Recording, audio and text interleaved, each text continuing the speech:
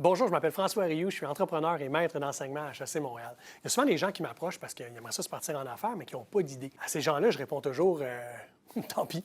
Non, sérieusement. Évidemment, à la base de tout projet d'entreprise, ça prend une bonne idée, puis un peu de naïveté. Puis où ils viennent, ces idées-là? Il faut aller les chercher. Comment ça se passe? En fait, l'idée, souvent, va venir en interaction avec l'environnement. C'est souvent grâce à des échanges entre amis, des voyages, des expériences de travail. Moi, je dis souvent à mes étudiants que, contrairement à la vie personnelle, en affaires, plus souvent qu'autrement, il faut tomber en amour avec un problème, pas avec une solution. Parce qu'évidemment, si on tombe en amour avec une solution qui n'a pas de problème, on vient combler aucun besoin. Puis souvent, les idées sont près de nous. C'est souvent des extensions de nos compétences ou de nos intérêts. Et moi, j'ai rarement vu quelqu'un se partir d'une garderie puis dire « Ah, moi, les enfants, pas capable ».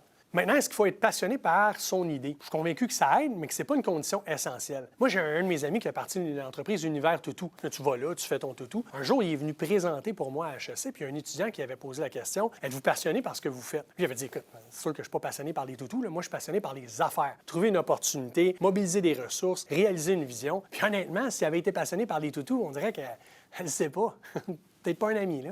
Puis à la fin de la journée, il faut se souvenir qu'une idée, c'est une pièce du puzzle. C'est pas le puzzle au complet. Ça prend quand même une bonne équipe, un bon modèle d'affaires, ça prend des ressources, puis ça prend du timing. Jamais sous-estimer le timing. Ce qui est une bonne idée aujourd'hui, ça sera peut-être pas une bonne idée dans 5 ans. C'est comme un couple.